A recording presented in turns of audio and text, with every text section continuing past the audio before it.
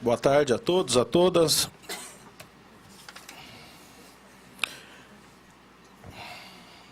Às 14h30, invocando a proteção de Deus e havendo quórum necessário, declaro aberta a audiência da Comissão Parlamentar de Inquérito da Assembleia Legislativa do Estado de Mato Grosso do Sul, que investiga a aplicação dos recursos públicos destinados às unidades de saúde do setor público e privado, dos setores público e privado do Estado de Mato Grosso do Sul, composta pelos senhores deputados Amarildo Cruz, presidente, deputado Lauro Davi, vice-presidente, deputado Eduardo Rocha, membro, deputado Olevande Matos, membro, e deputado Júnior Mock, membros também. Nessa audiência foi justificada a ausência do deputado Júnior Mock e convocado o suplente imediato dele, deputado Marquinhos Trade.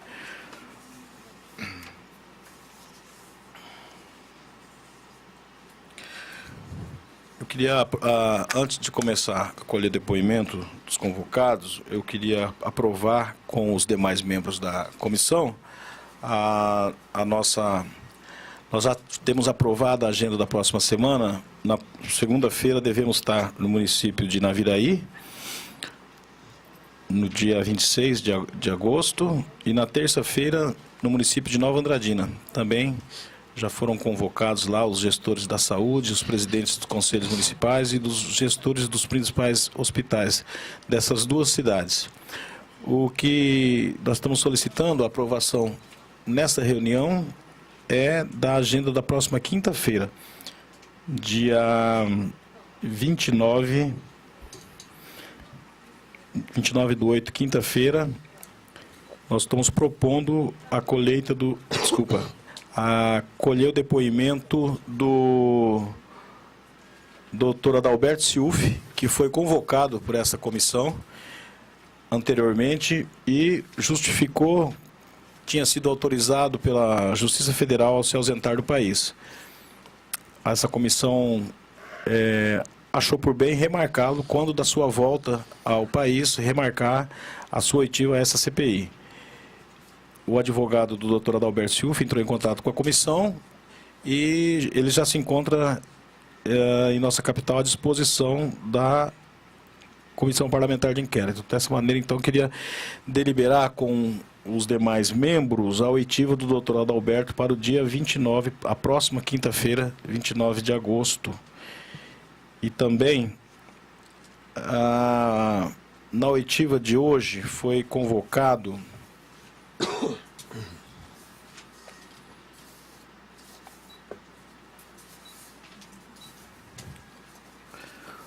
o Dr. Cláudio Saab, que é o atual diretor-geral do Hospital Universitário, e o Dr. Cláudio Vanderlei Luz Saab, hoje pela manhã, enviou a essa comissão um ofício ao presidente dizendo o seguinte: em atenção ao ofício 211 CPI Saúde, que é a convocação que ele recebeu, informamos a Vossa Excelência que, devido a compromissos assumidos antecipadamente, estaremos impossibilitados de comparecer à audiência a ser realizada em 22 de agosto de 2013. Aproveitamos a oportunidade para informar que estaremos à disposição para a nova data de convocação. Bom, não justifica, apenas fala que está impossibilitado. Não diz o porquê, é bem diferente do Dr. Adalberto Ciuf. O Dr. Adalberto Ciuf enviou aqui cópia de passagem, autorização judicial para se ausentar do país, enfim, uma outra situação. Aqui simplesmente foi remetido, e hoje, no dia da oitiva, ele remeteu essa correspondência para nós. Nós entramos, juntamente com a assessoria, nós achamos por bem remeter ao Dr. Cláudio Saab uma nova intimação. Eu só vou ler rapidamente, isso com base no Código de Processo Penal, que é o rito que segue a Comissão Parlamentar de Inquérito. Prezado senhor, a Comissão Parlamentar de Inquérito da Saúde, instituída pelo ato número 3/2013 da Presidência da Assembleia Legislativa do Estado de Mato Grosso do Sul, no Diário Oficial AL 365, de 23 de maio de 2013, página 8, por ato do seu presidente, que ao final assina nos termos da norma artigo 51, incisos 1 e 2 do anexo da Resolução 65 de 2008, 6508 de 17 de dezembro de 2008, Regimento Interno da Assembleia Legislativa de Mato Grosso do Sul. Considerando que o senhor, na condição de diretor-geral do Hospital Universitário de Campo Grande, não justificou pormenorizadamente os motivos de sua ausência na sua oitiva designada para o dia 22/8 de 2013 nesta CPI, logo injustificada a sua ausência, considerando que dispõe a Constituição Federal acerca dos poderes da Comissão Parlamentar, das Comissões Parlamentares de Inquérito, artigo 58, parágrafo 3º, as comissões parlamentares de inquérito que terão poderes de investigação próprios das autoridades judiciais, considerando que dispõe o artigo 218, parágrafo 3º do Código de Processo Penal Brasileiro, o artigo 218, se regularmente intimada a testemunha a deixar de comparecer sem motivo justificado, o juiz poderá requisitar a autoridade policial e sua apresentação ou determinar seja conduzida por oficial de justiça que poderá solicitar o auxílio da força pública. Parágrafo 3º do artigo 218, aos funcionários públicos aplicar-se-á o disposto no artigo 218, devendo, porém, a expedição do mandado ser imediatamente comunicada ao chefe da repartição em que servirem, com indicação do dia e hora e da hora marcados. Considerando que o não comparecimento a esta CPI enseja o crime capitulado no artigo 330 do Código Penal, que assim dispõe, artigo 330, desobedecer a ordem legal do funcionário público, pena detenção de 15 dias a 6 meses e multa.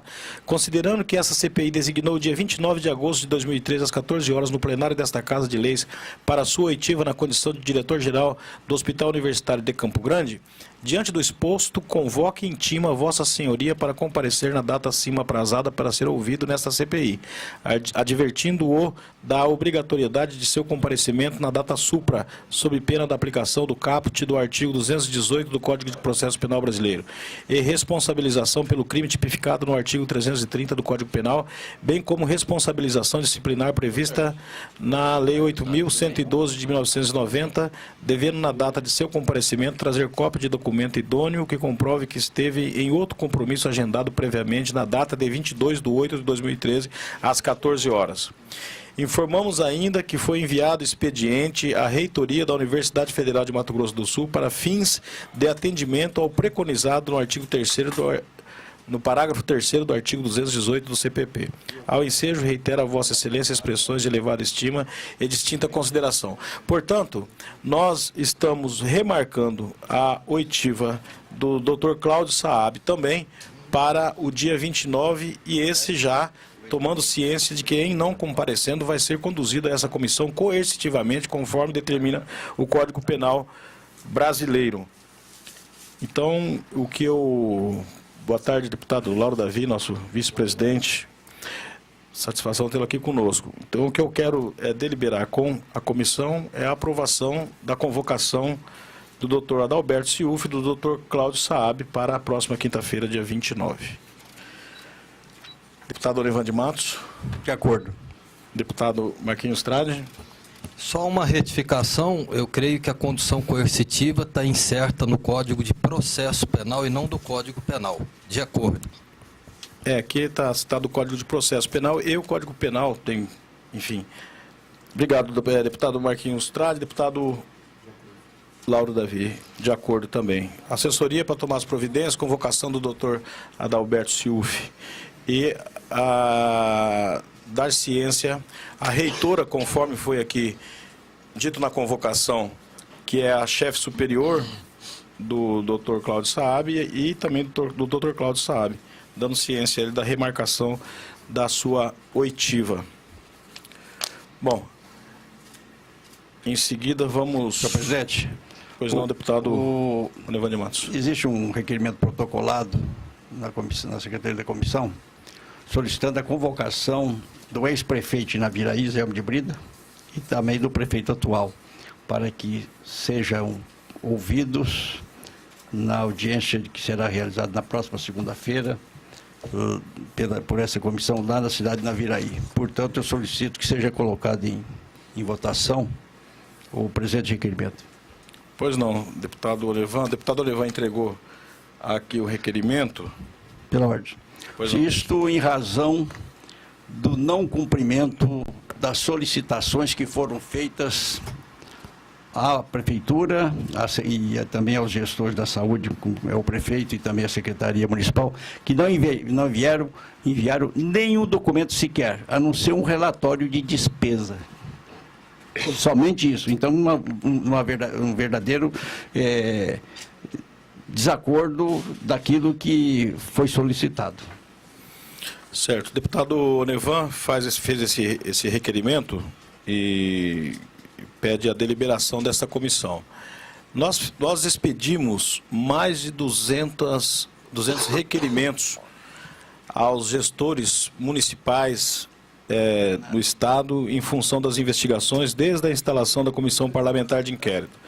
Na imensa maioria dos municípios remeteram os documentos que estão sendo periciados por essa comissão.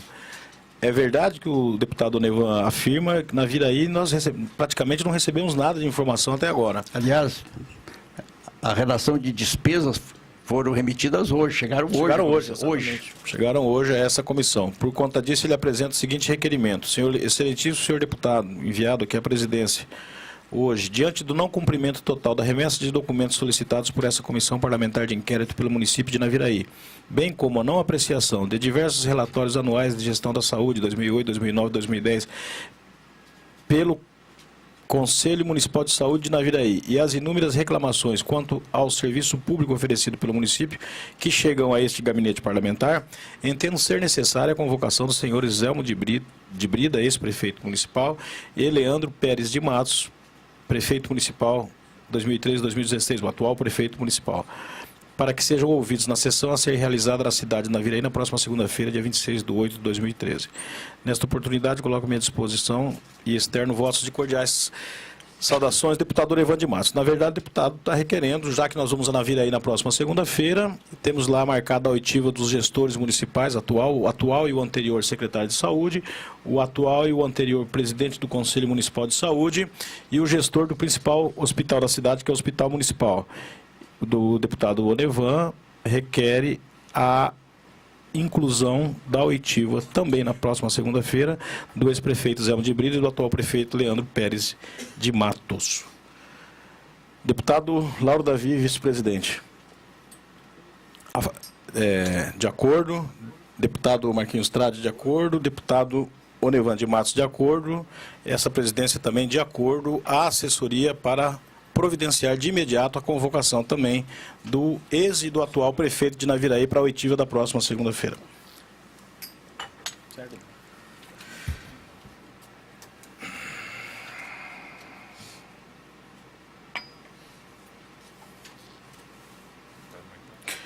Bom, o doutor Cláudio Saab já foi feita a nova convocação.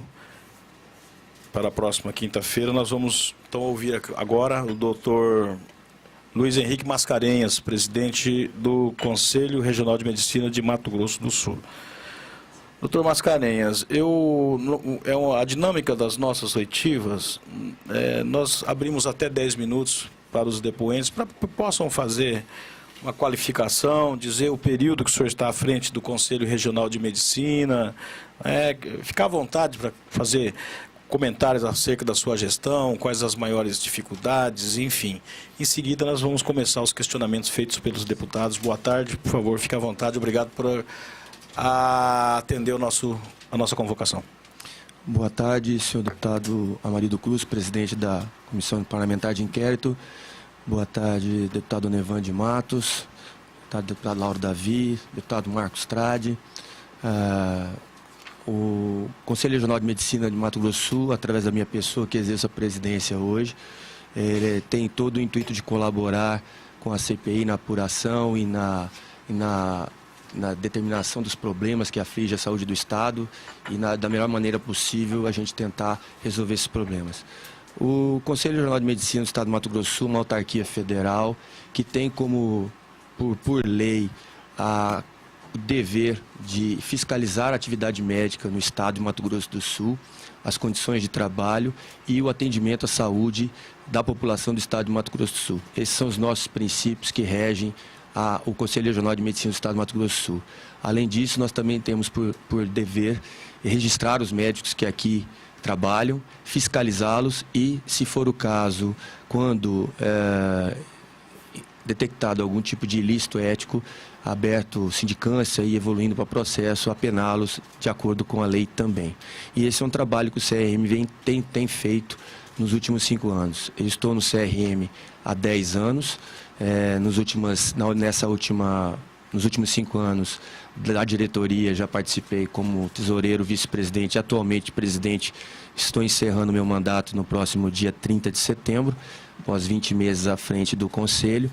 E nós temos tentado exercer o nosso papel, né, legal dentro do Estado, mesmo com as nossas limitações impostas por questões orçamentárias, visto que não temos nenhuma suplementação ou orçamentação pública, apenas com a colaboração dos médicos do nosso Estado, que nós temos como gerir isso. E tentamos, da melhor maneira possível, participar e fiscalizar o Estado. Nos últimos 5 anos, foram mais de 400 fiscalizações em todo o estado do Mato Grosso do Sul, mesmo com toda a dificuldade de deslocamento, temos apenas 2 médicos fiscais para fazer todo esse trabalho. Nesses últimos anos, foram abertos dezenas de sindicâncias e processos envolvendo ilícitos éticos que estão sendo apurados e devidamente consolidados ou finalizados dentro do parâmetro legal. E nós temos tido, nos últimos anos, uma participação que, embora não esteja determinada legalmente pela nossa regulamentação, uma participação ativa nos movimentos, não só da categoria, como também nos movimentos da população em prol de uma melhoria da saúde pública, não só do nosso estado, como do país. Então, em todos os momentos em que o Conselho Regional foi chamado a participar de discussões e de fóruns, de todo e qualquer tipo de ação envolvendo a saúde pública, nós estivemos presentes através dos nossos representantes para tentar, de alguma maneira, colaborar com a experiência dos nossos conselheiros na tentativa de melhoria da saúde pública do Estado. E continuamos agindo assim e por isso estamos aqui presentes a essa CPI para tentar da melhor maneira possível colaborar com os senhores nessa situação de apuração dos problemas do Estado. Obrigado. Doutor Mascarenhas, o senhor, o mandado 2 anos na presidência, o senhor encerra daqui 2 meses, é isso? Exatamente. O senhor é médico? Desculpa. Os vínculos que o senhor tem empregatício? Desculpa, foi uma falha minha. Eu sou médico formado aqui na Universidade Federal de Mato Grosso do Sul em 1988, estamos completando 25 anos de formado agora. Sou também pós-graduado em clínica médica e em hematologia e hemoterapia pela nossa universidade. Sou professor da Faculdade de Medicina da Universidade Federal de Mato Grosso do Sul desde 1994 e atuo também como médico hematologista no Hospital Regional de Mato Grosso do Sul com um vínculo por concurso público àquela instituição. Então, o senhor desempenha a função à frente do CRM, como professor? Sou professor da Faculdade de Medicina, da disciplina de hematologia. E também no Hospital Regional? Exato. Qual que é a carga horária, doutor? Eu tenho uma carga horária de 20 horas semanais na Universidade Federal de Mato Grosso do Sul e 36 horas no Hospital Regional de Mato Grosso do Sul. E no Conselho?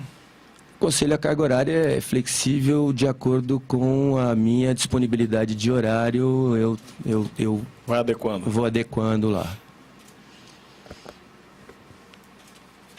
Temos uma diretoria, obviamente, no Conselho, né? Então, não é só o presidente que atua, mas temos uma diretoria, vice, secretário, que todos ajudam na condução dos trabalhos. Certo. E no Hospital Regional, 36 horas semanais. Isso. São plantões de 6 horas? Não, nós temos atendimento no Hospital Regional de atendimento ambulatorial e nós temos o plantão de disponibilidade para fazer visitas em finais de semana, feriados, né, tudo isso dentro do acordo com a administração daquele hospital e não há nenhum conflito de horário com outras instituições a qual eu trabalho, que é o Hospital Universitário. O CRM fiscaliza, aqui, o senhor tem uma relação de trabalho com o Hospital Regional e o senhor também é o presidente do conselho. Ah, é? O senhor falou de várias sindicâncias que tem, enfim. Como que é essa relação do presidente do conselho, que ao mesmo tempo fiscaliza, tem o dever de fiscalizar, entre outras coisas, o exercício da medicina, enfim, dos seus colegas, e também o ambiente de trabalho. Nós temos, durante a nossa investigação aqui, vieram ao nosso conhecimento uma série de ocorrências, por exemplo, no Hospital Regional, com relação a condições de trabalho.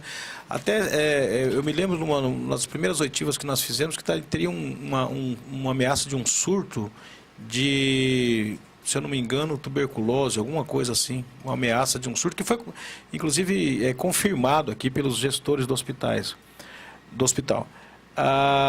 E que, inclusive, servidores estariam com doenças infecto-contagiosas dentro do hospital.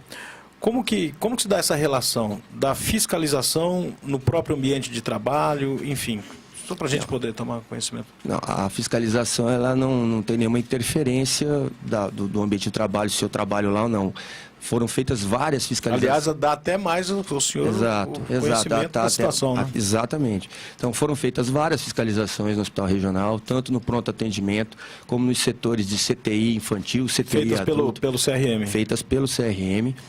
E com relatórios todos emitidos, tanto para os gestores daquele hospital, como gestores da saúde pública, e também para o Ministério Público, que é uma nossa obrigação enviar esses relatórios a todos esses indivíduos.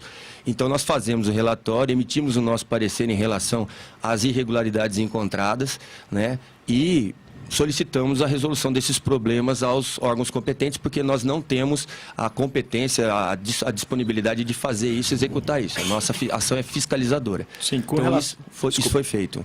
Sim, com relação ao Hospital Regional. A Santa Casa também, Hospital do Câncer, Hospital Universitário. Todos os grandes hospitais de Campo Grande foram fiscalizados nos últimos anos. Tem uma fiscalização periódica?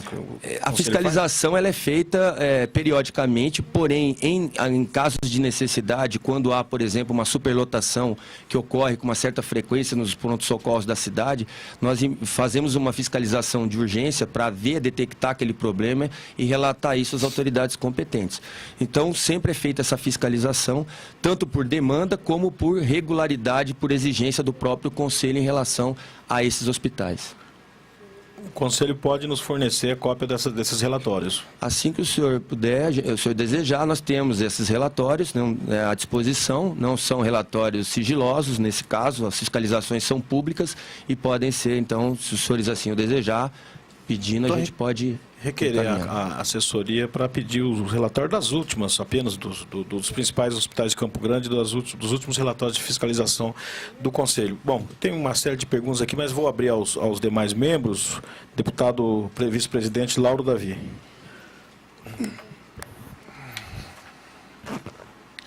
Boa tarde, quero te cumprimentar e agradecer a boa vontade do Conselho Regional de Medicina em colaborar com a gente aqui, que eu acho que vai ser fundamental. Inicialmente eu tenho uma única pergunta para fazer e quero deixar ela bem clara que dentro desse debate dos problemas da saúde, envolve diretamente a categoria. E os conselhos, as instituições têm como prerrogativa também a defesa dos profissionais que o compõem. A gente tem, por princípio, tanto fiscalizar lá quanto você defender a sua categoria. Os relatórios feitos de visitas, especialmente da Santa Casa, conheço uns par deles. E a gente vê ali o levantamento e a descrição dos problemas e algumas recomendações.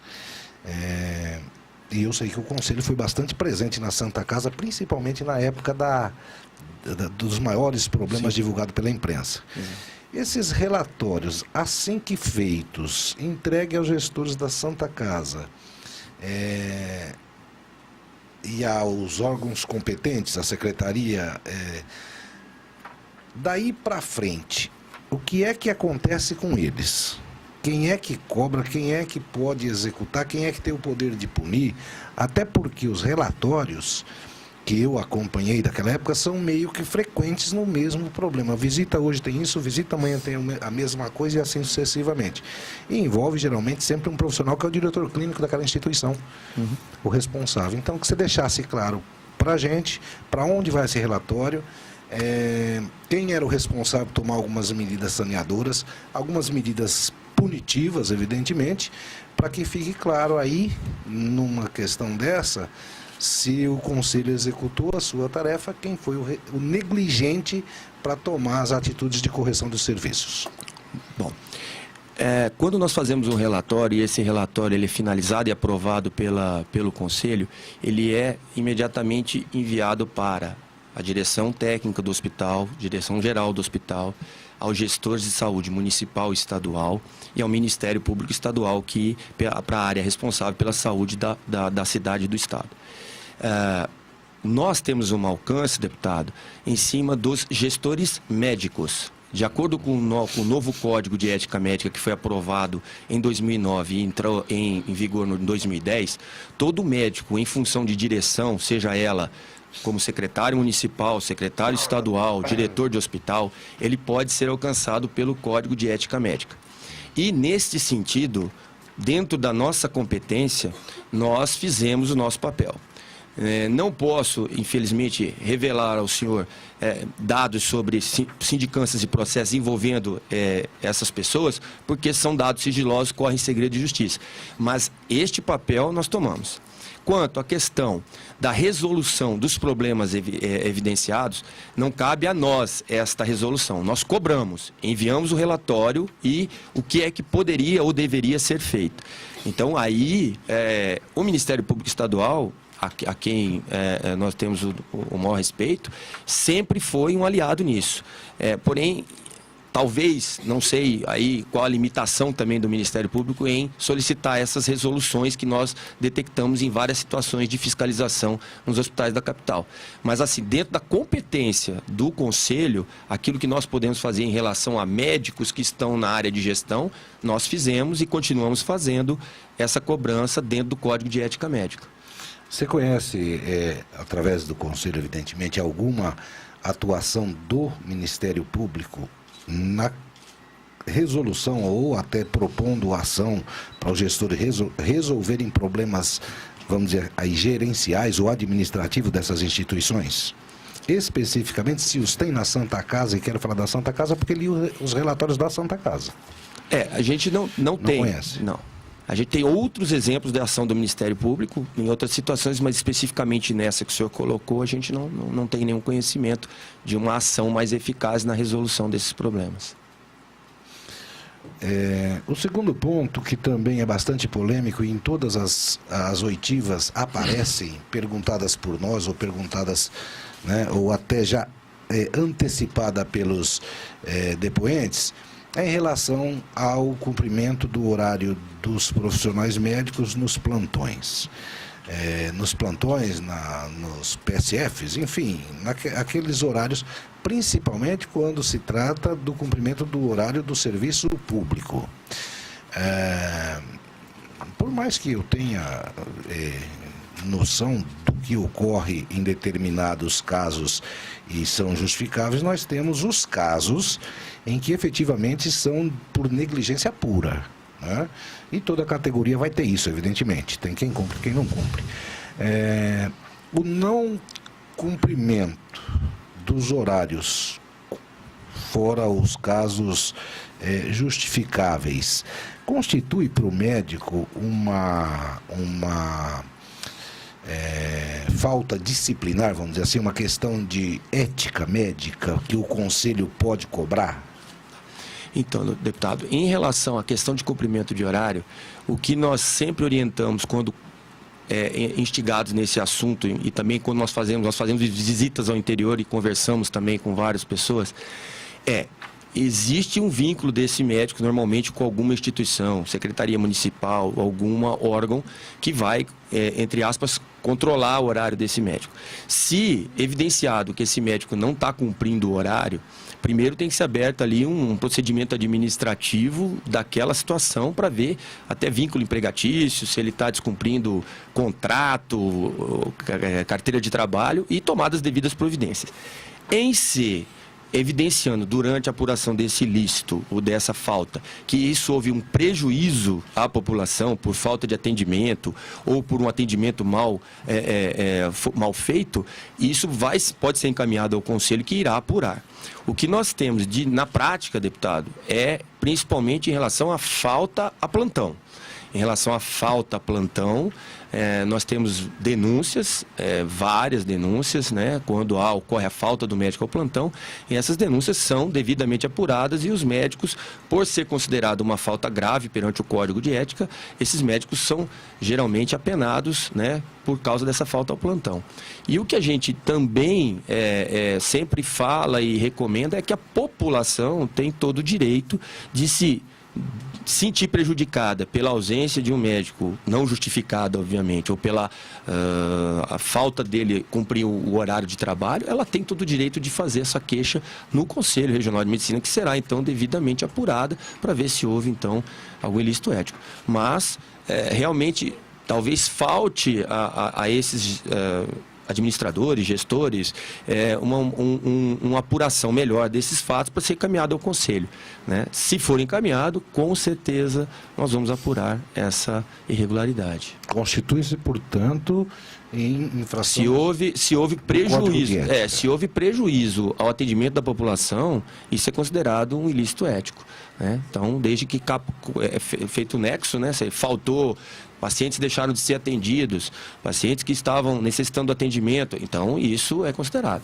Se, de repente, a falta foi justificada, comunicada anteriormente e não houve prejuízo a ninguém, aí tem uma série de atenuantes que podem ser levantadas, né?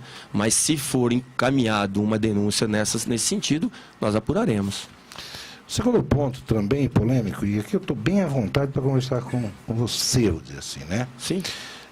Um dos graves problemas que a gente encontra como gestor de saúde, e aqui nós vamos dizer por também uma prática mais velada, não totalmente pública, existe algumas relações bastante complexas, eu vou dizer até um pouco promíscua, entre determinados profissionais e os representantes comerciais de próteses e materiais. Isso é do senso comum, até porque poucas possibilidades a gente tem de entrar numa relação entre comerciante, entre qualidade de prótese, essa coisa toda. Mas é de conhecimento público, né? Vamos dizer assim, que isso existe, ocorre, e alguns chegam até se aventurar e efetivamente falar. O Conselho Regional de Medicina, através desses, e tem conhecimento ou confirma esta relação, às vezes comercial exagerada de próteses, materiais especiais, órteses, fora medicamentos que está aí, acompanha isso, tem como interferir, tem como discutir com a categoria alguma coisa, até porque isso denigre muito toda a categoria de uma forma só, principalmente quem mexe com esses produtos. Tem alguma atuação, algum congresso, alguma orientação no sentido desta relação não ser assim tão levada de forma pejorativa para toda a categoria médica, tendo em vista que muitos se baseiam, evidentemente, na questão principal dele, a ética nessas relações, né? É a moral nessas relações de compra-produto, repassa-produto, tem comercialização de produto, e inclusive hospitais também que tem a chamada taxa de comercialização de produtos e materiais especiais que se utilizam ali. Então, em relação a isso, deputado, a questão de 3 anos atrás, o Conselho Federal de Medicina emitiu uma resolução sobre essa questão das órteses e próteses. Essa resolução, que ela tem caráter normativo para todos os médicos, ela orienta o seguinte: o médico, quando ele vai indicar determinada órtese ou prótese, ele tem que se basear em evidências científicas. Porque se existe uma órtese ou prótese de um determinado valor e que tem eficácia comprovada do ponto de vista clínico, então aquela vai ser indicada. Se ele está indicando uma mais cara, ou uma de determinada marca ou procedência, por gosto pessoal ou por indicação pessoal, ele tem que justificar se aquela indicação tem um grau de superioridade técnica em relação àquela que existe no mercado ou que é a mais, entre aspas, em conta e tudo mais. Então, essa resolução ela foi feita justamente para normatizar o relacionamento que havia e que não era muito bem estipulado entre os médicos e os fornecedores desses materiais. Então, existe já uma resolução que deve ser seguida por todos os médicos. Agora, é uma coisa, deputado, e o senhor com a experiência que o senhor tem em relação a essa área, é uma coisa muito difícil da gente evidenciar, né? Não é uma coisa que publicamente se coloca. É claro, nós já tivemos casos, poucos, que foram evidenciados e que foram apurados, né? E foram abertos processos de apuração da responsabilidade desse médico, porque ele afronta, nesse caso, não só uma resolução, como o próprio Código de Ética, onde diz que nós não podemos usar da profissão com fins mercantilistas. Então, aí nós temos como atuar em cima desse médico. Agora, é uma situação que, embora de conhecimento, como o senhor disse, né? É difícil de se evidenciar, de se comprovar, de se ter uma prova, às vezes, cabal daquele relacionamento que nós condenamos, que é um relacionamento puramente comercial entre o médico e uma empresa fornecedora. Além de difícil, a gente, como eu te disse, isso na linguagem popular, isso corre a boca miúda, você não tem, né? Mas o que interessa é que o Conselho Regional de Medicina é efetivamente contrário a essas práticas quando existe e entendo a comprovação se Sim. Constitui infração ética. Exatamente. Uma última questão para passar para vocês aí, inclusive depois eu vou pedir uma licença de 5 minutos, que eu tenho que tomar mais um remédio para o meu ácido úrico que está me judiando aqui. Nesta outra relação, profissionais médicos constituem empresas, isso está público, hoje está evidente. E a gente conhece muitas dos profissionais médicos. Para prestar serviços, tipo, ele tem um tomógrafo, ele tem um laboratório, ele tem outra empresa dele mesmo que presta serviço. E em muitos casos, ele é o profissional, ele é o dono da empresa, a empresa presta serviço para aquela atividade dele ali. Tipo a hemodinâmica, essa coisa toda, essas máquinas que você usa para fazer seu exame. Tirando aqueles equipamentos em que eu preciso daquele resultado na minha mão para diagnosticar A, B ou C. As empresas que prestam serviços generalizados pelo médico, com o médico e para o médico, isso é ético, antiético? Tem a mesma pergunta? Tem posição do Conselho sobre isso? Até porque, veja bem, ao determinar a CPI, ao se finalizar, a gente quer ter claro quais são os problemas de gestão, quais são os problemas financeiros, quais são os problemas, e vai envolver também os problemas da categoria, que é o prestador do serviço, para que não fique nenhuma má interpretação da gente, que isso esteja claro quando é, quando não é.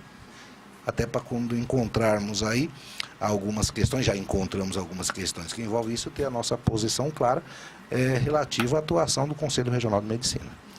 Bom, nessa situação, deputado, o que nós temos é que o que nós preconizamos é que haja, por parte do profissional médico, um atendimento em que ele não exagere nas suas solicitações de exames. Isso é condenado pelo Conselho, pelo Código. Autogerado, né? Exatamente.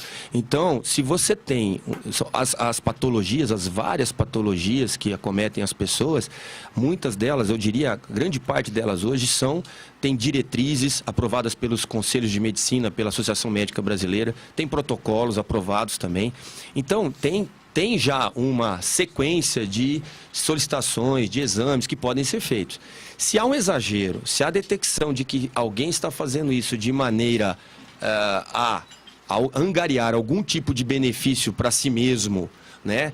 E isso tem como ser provado através de uma série de mecanismos, né? Se formos instados a avaliar determinadas situações, dentro do próprio Conselho de Medicina nós temos câmaras técnicas das especialidades, de várias especialidades. Então, se houver alguma dúvida em relação a como está se portando determinado profissional em relação a determinada situação, se há exagero ou não, há como se solicitar um parecer para o conselho vai avaliar aquela situação e vai emitir um parecer dizendo se está o colega ou aquela pessoa dentro dos padrões que são orientados pelas várias diretrizes, protocolos que são acordados. E aí, a partir daí, pode-se ou não tomar alguma medida, né, do ponto de vista ético, se for realmente comprovado que ele está usando daquele mecanismo para angariar, de repente, um ganho a mais ou o ilícito em cima dessa situação. Então, isso também está dentro do código, está dentro das resoluções do Conselho e nós temos condições, através das câmaras técnicas, de apurar se está havendo algum exagero, como o senhor disse, em determinadas situações. Eu agradeço e acredito que contribui muito para a gente poder, a partir de detectar os fatos ou os problemas nas instituições, ter claro o que é que pensa e como age o Conselho Regional de Medicina. Obrigado.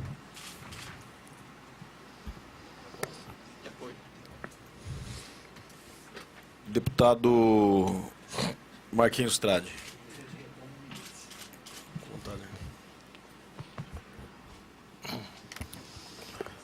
Senhor presidente, membro titular, deputado Onevandro de Matos, ao depoente, Dr. Mascarenhas, presidente do Conselho Regional de Medicina.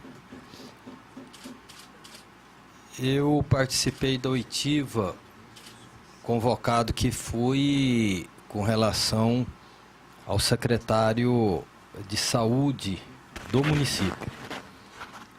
E diante de algumas declarações dele, eu gostaria de saber de Vossa Excelência se tem condições de nos auxiliar dentro da comissão parlamentar de inquérito. A primeira delas é o seguinte: o CRM, ele tem uma noção das contratações dos médicos nos serviços públicos? O senhor diz contratações temporárias ou por concurso público? Ou todas, envolvendo? Ou temporária ou por concurso público? Bom, nós sabemos que existe, por levantamento até estatístico e de pesquisa, um grande déficit de profissionais por concurso público para atender a demanda, a necessidade que a população tem de atendimento. Isso são não só, principalmente em relação a especialidades, né? Certas especialidades, como eu acho que é de conhecimento até dos senhores que devem estar entrando em contato no interior, certas especialidades, existe uma demanda reprimida e uma necessidade muito grande da população em ser atendida. Um caso de neurologia, como o caso de reumatologia, endocrinologia, algumas áreas da pediatria também. Então, há um déficit nessa contratação, porque que a gente tem realmente conhecimento. Só para exemplificar, o Hospital Regional, ele já vem há alguns anos tentando repor o seu quadro, mas ainda está bastante aquém da necessidade de atendimento que nós temos naquele hospital, que é um hospital hoje de referência para todo o Estado. Então, talvez esteja faltando por parte do poder público uma melhor avaliação para poder realmente ver as necessidades. Mas que faltam profissionais, faltam. No volume 2, na página que aqui está L.29, o secretário Ivandro Correia Fonseca, abre aspas, afirmou publicamente a esta CPI: nós temos um grande problema hoje, deputado. Não é questão de insuficiência de médicos, não. Só em Campo Grande temos 2.000 médicos na rede pública. É esse número? Não acredito nisso, não. Eu gostaria de ver isso comprovado com números em informes oficiais. 2.000 médicos hoje é a população de médicos da capital. Nós temos hoje em torno de 2.000 médicos na capital. Ora, nós sabemos que grande parte desses médicos não atende no sistema público. Inclusive, isso é evidenciado através do levantamento feito pelo próprio CFM no ano passado, em que ele comprova que mais da metade, um pouquinho menos da metade desses médicos só atuam no setor privado ou na saúde suplementar. Então, quer dizer, eu não sei como é que chega a ser esse número de 2.000 médicos, né? Talvez metade disso esteja no sistema público. Não sei quantos na prefeitura, não tenho esse dado, e nem também no estado. Mas 2.000 médicos hoje é praticamente a população de médicos da capital. E com certeza, grande parte desses médicos não atuam no sistema público porque tem outras atividades que não estão relacionadas ao sistema público.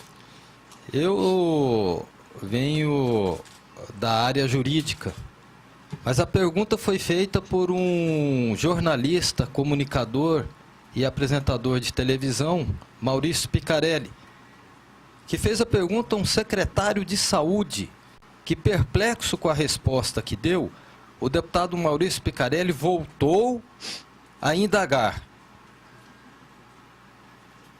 Informe a esta CPI, senhor secretário, como depoente, quantos médicos concursados existem na rede pública municipal?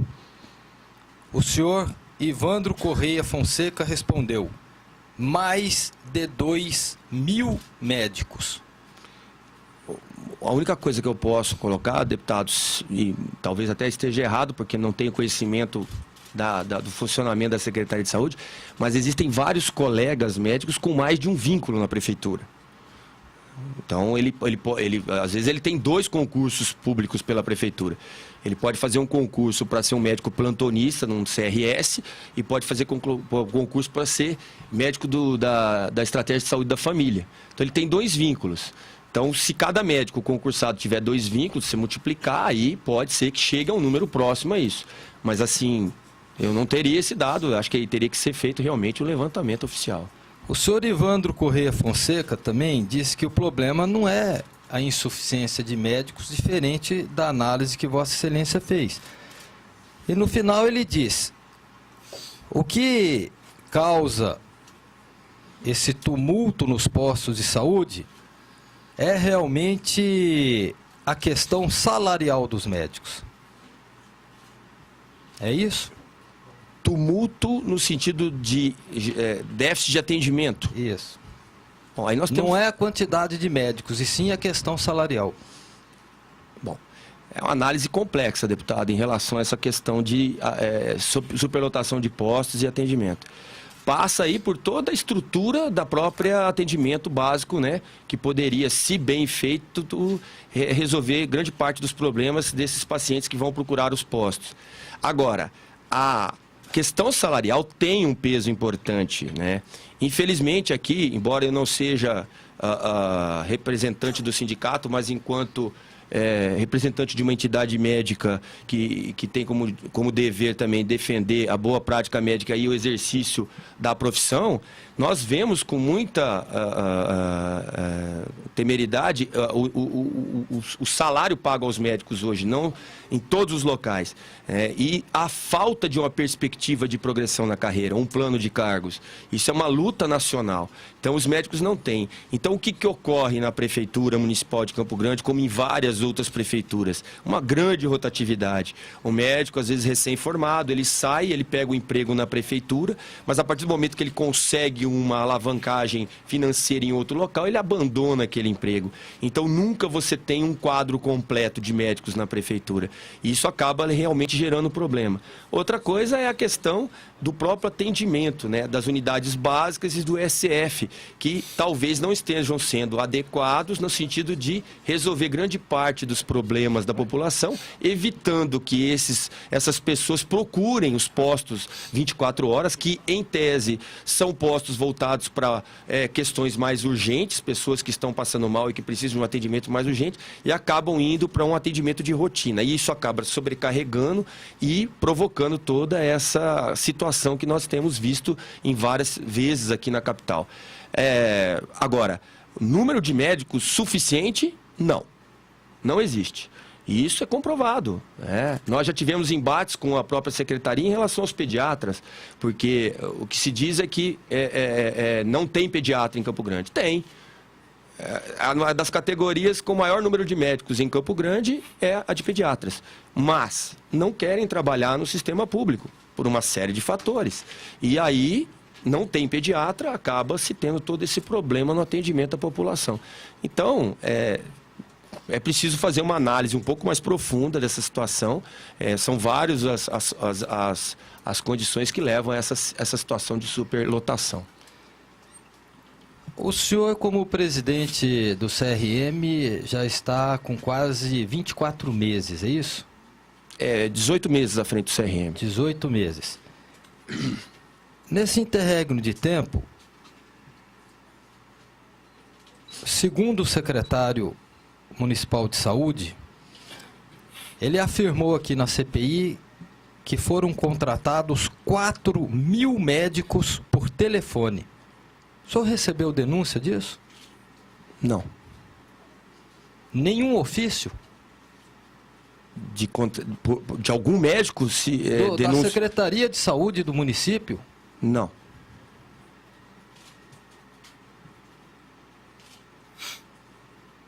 Nenhuma. Houve a contratação de 4.000 médicos por telefone? Não saberia responder o senhor porque não tenho conhecimento, não chegou ao nosso conhecimento nenhum informe ou ofício sobre essa situação.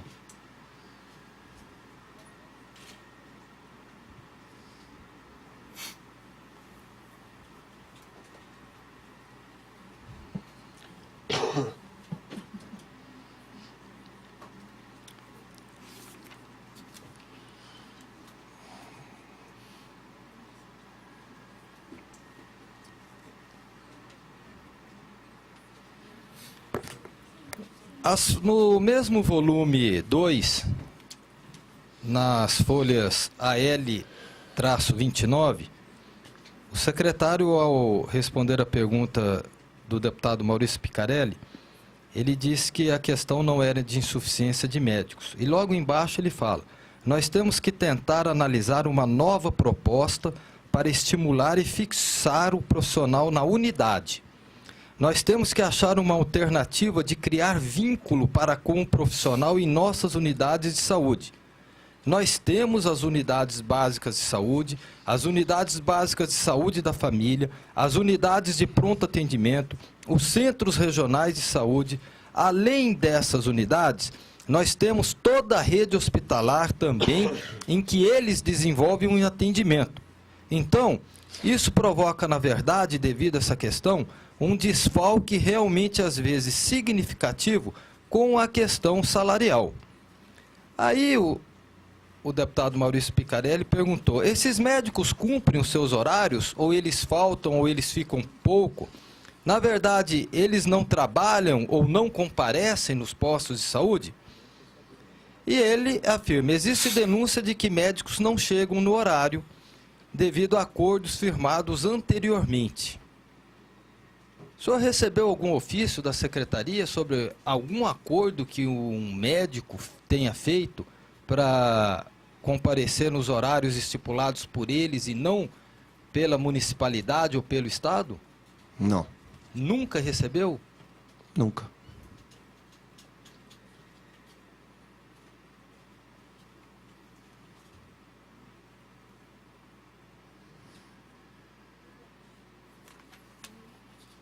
Era o que tinha, senhor presidente. Obrigado, deputado Marquinhos. Deputado Onevan de Matos.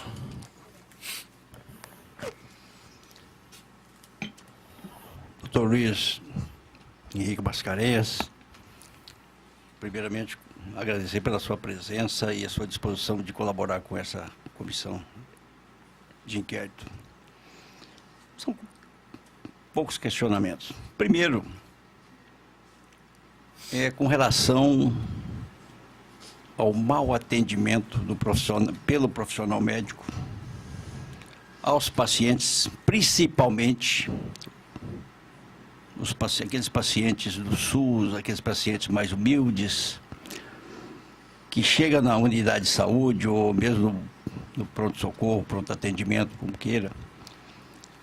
Eles sequer consultam o paciente, já perguntam o que você tem e já vai dando a receita. Como o Conselho vê essa situação? E é comum hoje. Vossa Excelência deve ter conhecimento disso. Deputado, o Conselho veementemente contra esse tipo de atendimento. Nós preconizamos um atendimento de qualidade com respeito a todo e qualquer indivíduo, independente dele ser SUS ou ele ser particular ou de convênio. O Conselho atua de uma maneira a tentar, através de cursos de ética, a conscientizar desde o indivíduo que está no banco da faculdade. Nós temos já há mais de 6 anos um curso de ética médica voltado para os alunos de medicina das 3 universidades do nosso estado. Nós temos esse curso voltado para os residentes, que são aqueles médicos que estão em regime de pós-graduação. E nós condenamos o atendimento médico, a base do atendimento médico é o relacionamento médico-paciente. O médico tem que ter a sensibilidade de ouvir o paciente, de olhar nos olhos desse paciente, de conversar com esse paciente, de entender esse paciente. Um grande mestre já dizia que metade do problema é ouvir o paciente. Você já resolve metade dos problemas ao ouvir o paciente. Então nós condenamos esse tipo de atendimento. E quando tomamos conhecimento ou temos a informação específica de onde está ocorrendo isso, nós vamos apurar esse tipo de irregularidade e, se for o caso, até dependendo da gravidade, isso poderá incorrer num processo ético profissional, porque isso é uma afronta ao princípio básico da medicina, que é relacionamento médico-paciente, o bom atendimento. Doutor Luiz, é do nosso conhecimento de várias situações nesse sentido e que, em razão desse mau atendimento, vários pacientes chegaram a vir a óbito. O Conselho tem conhecimento disso? Sim, todo e qualquer fato que leve a... não precisa ser óbito, mas há um mau atendimento que possa resultar em um dano ao paciente, o Conselho apura. Seja por informação específica da pessoa, da família ou de alguém ligado a esse indivíduo, seja até por informação obtida junto aos meios, os canais de imprensa, etc. Isso é uma obrigação nossa. Nós temos dentro do Conselho, diariamente, a gente visualiza todas as mídias, onde se detectarmos que houve uma evidência ou uma suspeita de mau atendimento, nós iremos apurar. Então, nós abrimos sindicâncias para apuração desse tipo de problema diariamente no Conselho.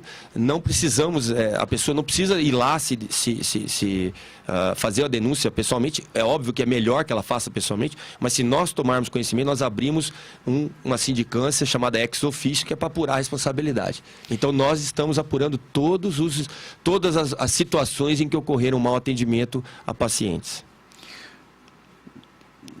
É comum, o senhor disse, na mídia, sair aí as denúncias, os fatos de mau atendimento, de negligência, né? O Conselho, toda vez que tem conhecimento dessas situações, tem agido, tem buscado, em todas as situações em que surge a divulgação, porque é muito comum. Sim, só para a informação do senhor, nos últimos anos tem aumentado significativamente a abertura de sindicâncias no nosso Conselho. Não só no nosso, em todo o Brasil. Isso se deve não só ao fato de que a população tem ficado mais esclarecida em relação à questão da qualidade no atendimento, assim como também, obviamente, essas questões são muito mais chamativas do ponto de vista de mídia, né? Um atendimento mal executado, um óbito que aconteça em determinado local. Então, o Conselho, tomando conhecimento do fato, ele vai apurar. Ele é por obrigação legal. Se nós não o fizermos, estaremos incorrendo nós estaremos, enquanto conselheiros, enquanto dirigentes do Conselho, incorrendo numa ilicitude legal. Então, nós apuramos todos esses fatos, deputado. Outra coisa, com relação à estrutura física, as condições de trabalho dos profissionais médicos, as condições para o atendimento dos pacientes em hospitais, principalmente do interior. O que o Conselho tem feito para verificar e fazer com que haja uma melhoria, uma melhora nessa situação, que é muito comum.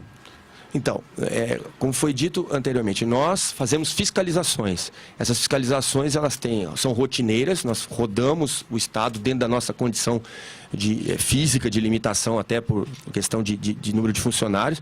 Nós rodamos o Estado fazendo essas fiscalizações. Se acontece algum fato imediato de alguma denúncia ou de conhecimento de que determinada unidade hospitalar esteja com a sua condição de atendimento prejudicada pela estrutura, nós imediatamente enviamos a fiscalização até aquele local.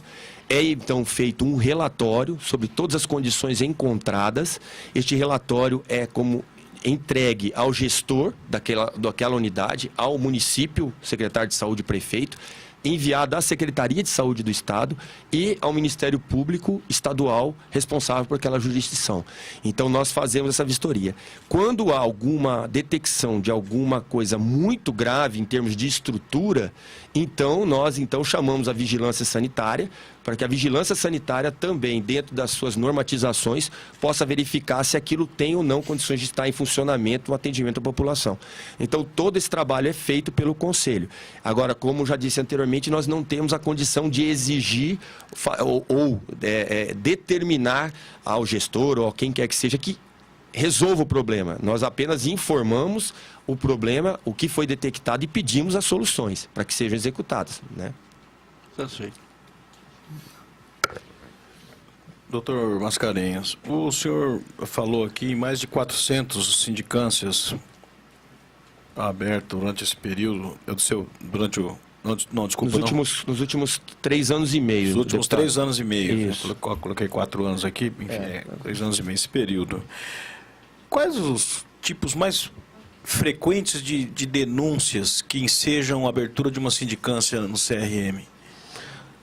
A maioria delas é relacionada a algum tipo de resultado não esperado em um determinado procedimento, né? Muitas em relação a óbitos fetais, né? Obstetrícia, né? É uma área delicada, né? Às vezes por falta, às vezes, de relacionamento, de conversa, ou mesmo pela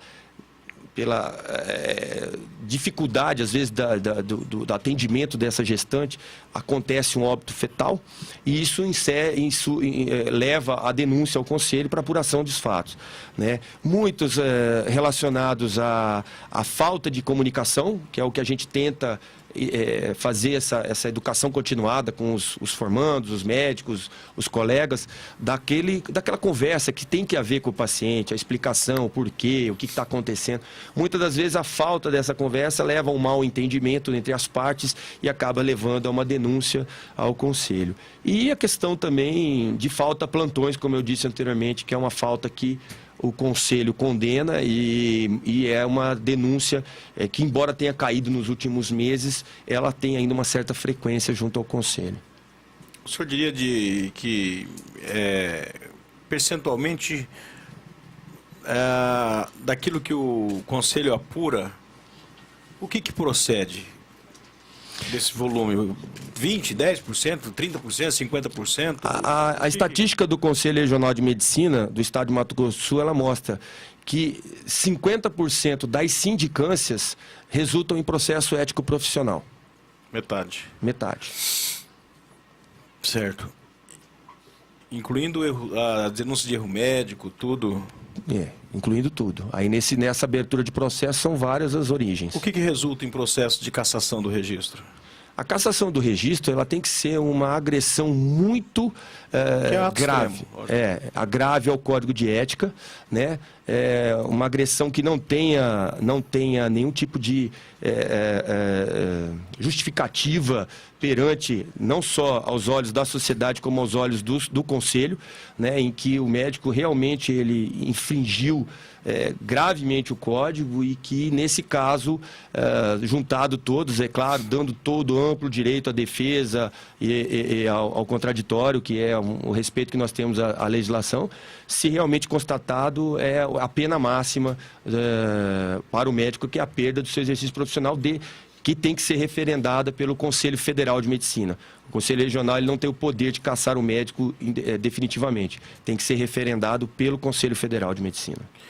O senhor falou que está há 10 anos à frente da diretoria, que está no Conselho há 10 anos, 5 anos na diretoria e os 20 meses de mandato.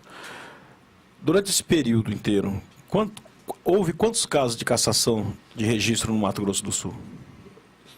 10 anos, 7 casos de cassação. 7 casos em 10 anos. Isso. 400 sindicâncias em 3 anos e meio.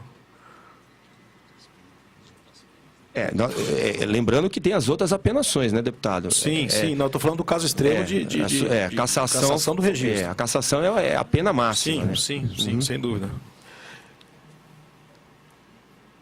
Doutor Mascarenhas, o Conselho...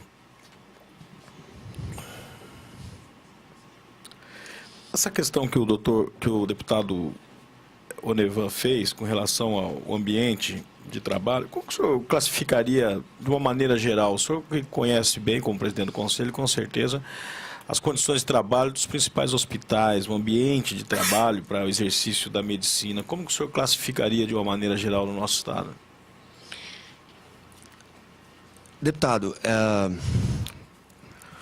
hoje, eu posso afirmar para o senhor que talvez o único hospital que tem uma condição de estrutura mais adequada para atendimento, dizendo aqui no caso de urgência e emergência, não vou entrar no detalhe de estrutura interna, mas de urgência e emergência seria a Santa Casa de Campo Grande, que passou por várias reformas nos últimos anos. Os outros hospitais, tanto da capital como do estado, as condições de trabalho e as condições de estrutura estão realmente bastante aquém da qualidade exigida. E eu diria para o senhor que os colegas médicos que atuam nesses locais, eu classificaria como verdadeiros heróis em relação ao atendimento. Eles mesmos denunciam isso, doutor? Sim. Eles mesmos denunciam o Conselho? Sim.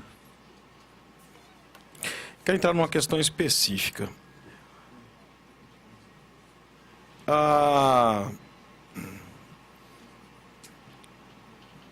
Considerando vários preceitos do Código de Ética, da Lei 3.268 de 1957, que estabelece o Conselho Regional, a tarefa de zelar pelo bom conceito da profissão de médico e fiscalizar ao mesmo tempo o exercício da profissão, o Conselho tem a prerrogativa de poder agir de ofício, do Conselho Regional de Medicina.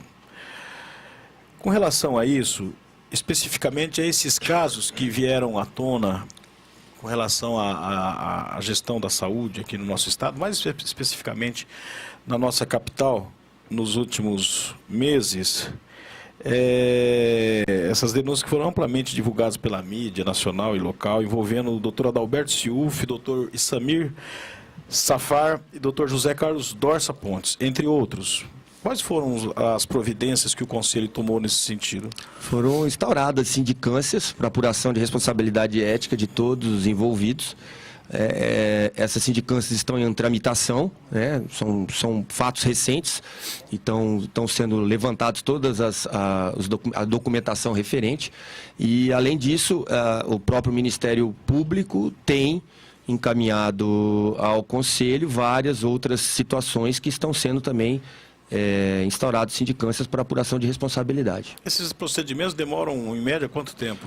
A sindicância, deputado, levando-se em conta os prazos legais e dentro dela, em média 6 meses, uma sindicância para chegar à sua finalização. A sua conclusão. Isso.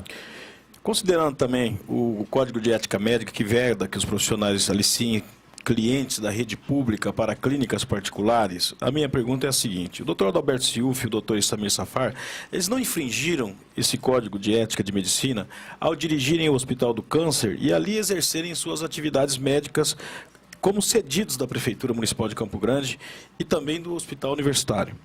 e ainda utilizar-se de empresa particular para prestar serviços ao hospital a que estavam cedidos e exerciam a função de diretores ou contratantes. Não caracteriza na sua... O senhor tomou conhecimento de tudo isso, tanto quanto eu, quanto toda a sociedade. Não fica caracterizado, a princípio, lógico que tem o devido processo legal, e o senhor, logicamente, instaurou a sindicância e vai apurar durante o período. Não caracteriza, a princípio?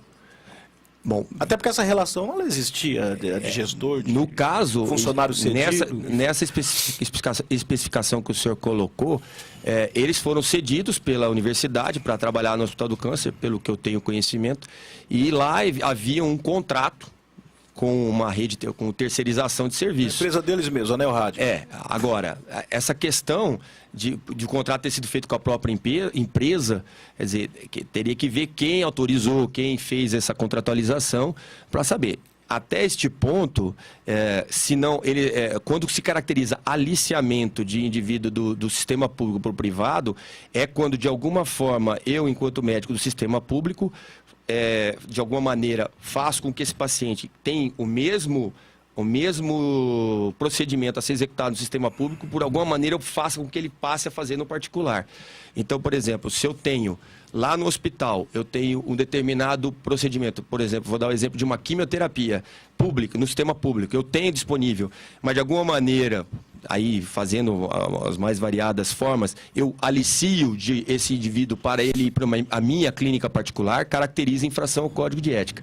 Agora, se isso aí está dentro de um contrato, aí eu preciso ver, aí o Conselho precisa ter acesso a toda essa documentação para ver se caracteriza infração a esse artigo específico do Código de Ética.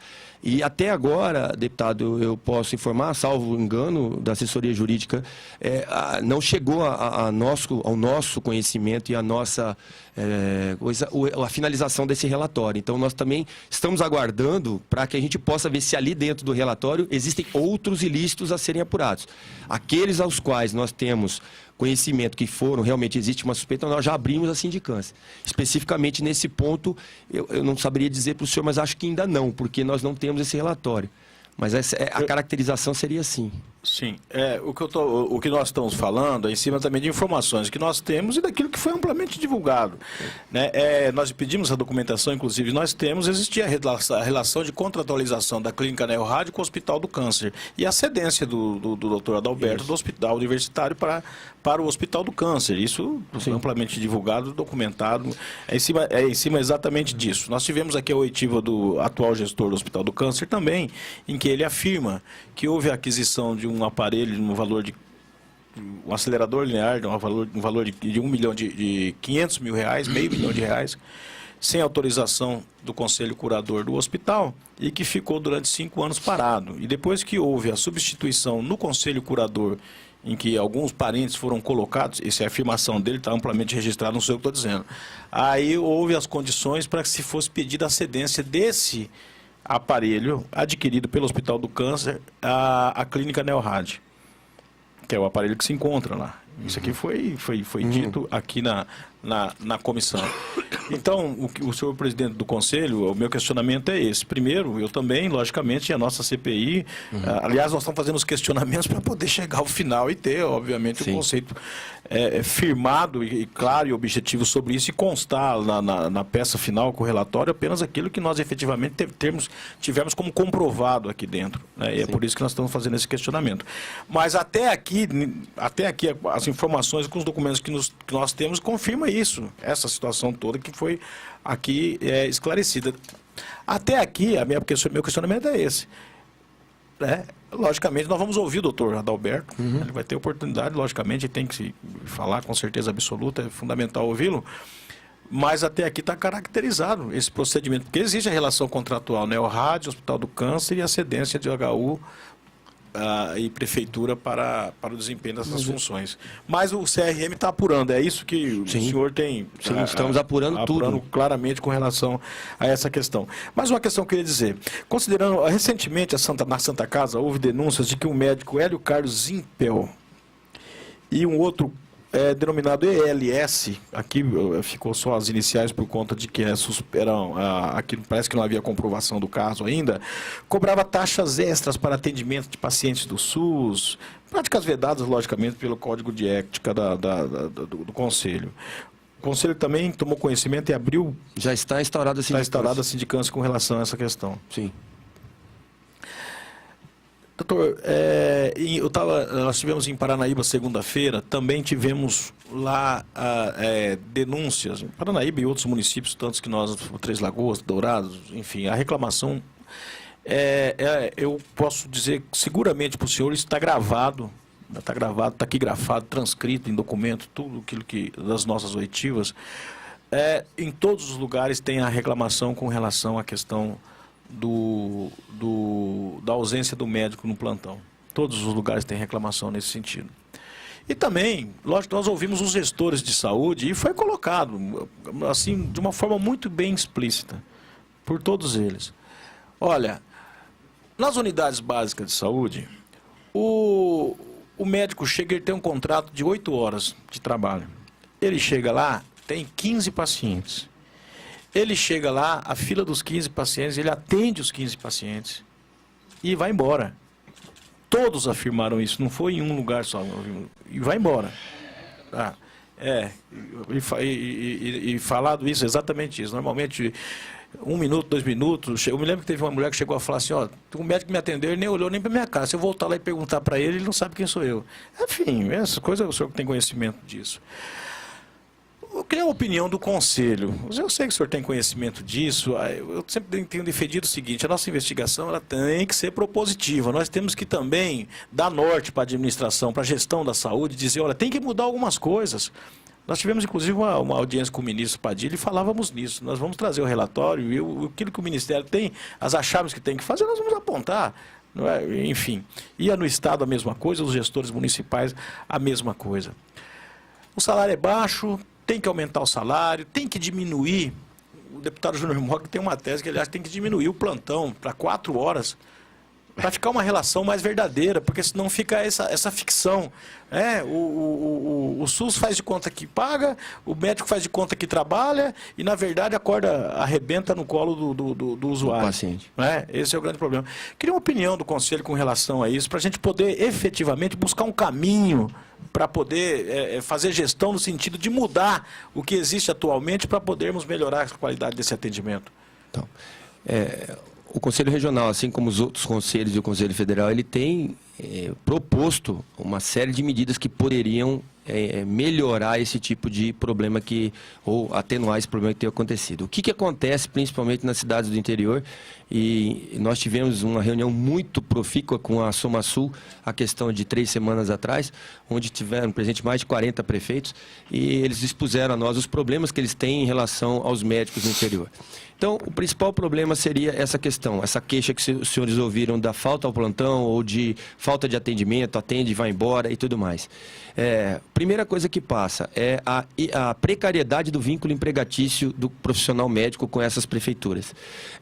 Normalmente são vínculos contratuais ou temporários, às vezes vínculos de boca, como a gente costuma dizer, né, ali na conversa, e que muitas das vezes são dependentes aqui vou utilizar um termo, do vento político, ou seja, enquanto está um determinado partido, ele fica. Aí saiu, ele perde todo. Então o médico se sente totalmente inseguro em relação a essa situação. Então esse vínculo empregatício é o primeiro passo, é o primeiro grande problema, ter que ter um vínculo. Segundo, a questão salarial. Muitos prefeitos reclamaram dos altos salários que são oferecidos para atraírem os médicos até o interior. E aí alguns até perguntaram, qual é o salário proposto para o médico? Existe um estudo feito pela Federação Nacional dos Médicos, baseado em vários índices e em correlação de responsabilidade da categoria, em que esse salário é fixado num piso para 20 horas semanais de R$ 10.400, que é o piso que a FENAM propõe, né? Então, muito dificilmente você vai encontrar isso. E esse vínculo precário. Me desculpa, só, Claro. só para não perder a oportunidade, nós ouvimos alguns prefeitos Sim. que chegaram a justificar assim, nós estamos oferecendo salário de 30 mil e não conseguimos Sim. ter o profissional. Sim. Por que ocorre isso, deputado? Porque, primeiro, tem que ver a condição de trabalho que é oferecida a esse profissional nessa cidade do interior. Às vezes ele chega lá atraído pelo salário, que é um salário realmente 30 mil reais, e acho que nem em lugar nenhum aqui na capital é pago um salário desse a nenhum profissional médico. E ele chega lá, ele encontra uma cidade, às vezes, sem estrutura suficiente para atendimento mínimo. Os senhores são sabedores hoje de que a população muito mais consciente e, às vezes, até movida por outros meios, ela tem muito mais conhecimento dos seus direitos em relação. Então, se qualquer coisa que acontecer ali um profissional médico, vai ser responsabilizado, não tenha dúvida. Ele vai ser responsabilizado do ponto de vista civil, criminal e perante o Código de Ética Médica. Então ele fica com muito medo de ir para uma cidade dessa mesmo ganhando um salário, às vezes, atraente. Então ele vê a estrutura, então ele não vai, certo? Ele chega lá, ele vê que ele não tem condição de atender, ele não tem condição de dar o mínimo atendimento, ele não vai. E outra coisa que não fixa o médico, que é aquela grande bandeira que nós estamos lutando, é um plano ou uma carreira de Estado para o médico, para que ele possa se fixar no interior. Porque o interior ou as cidades mais longínquas só tiveram a justiça implantada lá a partir do momento que houve uma carreira para a justiça, os juízes, os promotores indo para essas cidades. E eles terem, então, todo um planejamento da sua vida profissional, pessoal, familiar, em termos de... né? Então, é isso que tem que ser feito para criar um vínculo do médico com aquela cidade, com aquela região. E os prefeitos questionaram o conselho em relação a essa questão do médico não cumprir horário e não atender. E eu rebati da seguinte maneira, deputado. Eu falei, o médico, ele é funcionário, ele é contratado pela prefeitura. Então, quem está ali... Vocês têm controle disso. Exatamente. Então, se o senhor está vendo que ele não está cumprindo o seu papel, o senhor tem todo o direito de cobrá-lo, certo? E a resposta que me foi dada, deputado, foi o seguinte, mas se eu fizer isso, ele vai embora. Vai embora. Então, é isso que é o problema. Então, tem que haver uma mudança nesse vínculo para que o médico tenha segurança de ficar naquele local e que o gestor tenha condição de cobrá-lo do seu trabalho. Então a questão nem sempre é a remuneração. Não. É um conjunto de fatores, então, que Porque se fosse a seja uma remuneração, falta. se fosse a remuneração, deputado... Só a remuneração. Todo mundo iria para essas cidades que estariam pagando 30, 25, 30, 20 mil reais por mês. Porque é um salário que mesmo... Nós estamos falando de clínico geral, né? Não estou especialista nem pensar. Tem clínico municípios geral. aí no estado do nosso estado que tem médico 2 dias por semana. Exato, é o médico itinerante, né? É o médico itinerante. A grande maioria, os ele municípios roda... nossos são pequenos. Exatamente, ele roda 2 dias num, 2 dias no outro. E o senhor acha que uma saída, então, é a criação da carreira de Estado? Eu acho que é uma saída... É uma alternativa. Exatamente. Para essas cidades menores e mais desprovidas, talvez seja a forma. Você fixando o médico, ele vai ter, então, junto com o prefeito, a cidade, ele vai conseguir, de repente, estruturar o sistema de saúde. Hoje está em discussão uma coisa muito interessante. Você regionalizar, não. Você colocar em determinadas regiões centros de referência. Se eu tenho uma região onde eu tenho 4, 5 pequenas cidades, eu não preciso ter em cada uma um hospital. Eu posso ter uma unidade de atendimento e, numa delas, instalar um hospital de atendimento básico para os primeiros atendimentos e fixar nele, então, o meu maior recurso. É um sistema de regionalização também. Exatamente. Então, eu acho que mais de 10 anos vem sendo. É uma saída, mas só que não é implantado, né? Só uma parte. Realmente, eu acho que o cerne da questão está aí. Nós temos que criar os centros regionais, mas com estrutura. Exatamente. Com estrutura. Veja só, eu sempre comento, eu fui prefeito de Naviraí há 20 e poucos anos atrás. Naquela época, a cidade, um dos compromissos meus de campanha foi a saúde. Então, o que eu fiz? Eu coloquei como prioridade. Nós tínhamos apenas 2 hospitais particulares, 3 hospitais particulares, 2 clínicas, mas nenhuma com estrutura. E não tínhamos também especialidades. E não se fazia-se na cidade apenas um exame de sangue, coisas básicas, bem básicas. Então, em 4 anos, durante os 4 anos, investi na saúde, trouxe médicos, só para o senhor ter uma ideia, trouxe 14 especialistas para Naviraí. Especialista mesmo. Teve gente que saiu, foi embora de lá e veio para Campo Grande depois, porque não mantiveram aquela estrutura que eu montei, né? Construí hospital e bem equipado. Então, realmente, consegui fazer saúde de qualidade no município do interior, onde não existia nada. Assim, em termos de saúde pública. Em termos de saúde pública, não existia nada. Então, ficou comprovado que quando se quer, se faz. Quando se quer, se faz. Então, eu entendo que tem que haver investimentos, decisão política para fazer. Exatamente. Ah, não tem médico? Consegue médico, sim, consegue especialistas, consegue tudo. Fizemos até importação, a prefeitura fez até importação de equipamentos do Japão na época, de oftalmologia. Nós tínhamos ortopedia, cardiologia, pneumologia, dessas áreas todas. Oftalmologista, com toda a estrutura para fazer até as cirurgias. Então, por quê? Porque isso aconteceu, porque tivemos uma decisão de fazer, uma decisão política.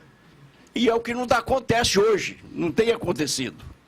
Então, eu entendo que o caminho é isso que o senhor disse, regionalização, mas com estrutura. Não adianta construir um hospital lá, um prédio e largar lá, que é o que nós temos visto por aí. Ah, tem um hospital de tal lugar, mas chega lá não tem nada, não faz nada. Não tem exame, não tem diagnóstico. O médico hoje precisa, para que ele possa tratar o paciente, tem que ter o diagnóstico da doença do paciente. E sem as condições já não vai ter. Então, por isso que o especialista não vai para o interior. Eu tenho esta visão, não sei se o senhor concorda comigo. Concordo integralmente com o que o senhor falou. Satisfeito, deputado? Deputado Marquinhos Trade? Satisfeito? Uma última questão, presidente. O amplamente divulgado também, a doutora Betina Ciufa, ela não é médica, ela era administradora do hospital. Inclusive tem um caso em que claramente ela, divulgado aí pela mídia, que ela orienta uma servidora a não oferecer um determinado medicamento a um paciente, né, sugerindo uma prescrição de oferecer um medicamento mais barato em função do preço do medicamento prescrito, ou coisa desse tipo. O Conselho também tomou conhecimento dessa situação, mesmo não sendo médico, foi algum procedimento instaurado, já que envolvia a área de medicina? Nesse caso específico, Conselho, deputado, nós estamos esperando o relatório, porque como isso foi uma escuta feita pela Polícia Federal, Sim. ao chegar, nós não tivemos ainda acesso ao relatório para saber qual paciente ou quem foi prejudicado por essa atitude vista nessa gravação. Então nós precisamos ainda subir, porque como ela não é médica, eu não tenho como chamá-la ao conselho para dar esclarecimentos, porque eu não tenho acesso a isso. Agora, a hora que se chegar a esse relatório e evidenciar quem foi o paciente prejudicado e se tinha um médico responsável por ele, se ele ficou sabendo dessa troca ou dessa alteração de medicamento e não tomou nenhuma providência, aí ele tem responsabilidade, ou ele é corresponsável nisso. Então aí nós podemos tomar alguma atitude. Mas infelizmente, pelo fato dela não ser médica, o conselho não tem a ação sobre ela. Não temos como, né? A não ser a hora que o relatório chegasse, a gente evidenciar que tem algum médico envolvido. Correto. Bom, eu estou satisfeito, deputado Nevande Matos satisfeito, deputado Marquinhos Trade também. Eu quero primeiro pedir à assessoria que tomou nota das convocações, as providências todas deliberadas por essa comissão quando no início da oitiva. Agradecer ao doutor Luiz Henrique Mascarenhas pela sua colaboração, por atender a nossa convocação. E nada mais havendo a tratar, quero dar por encerrada, esta sessão está encerrada. Muito obrigado.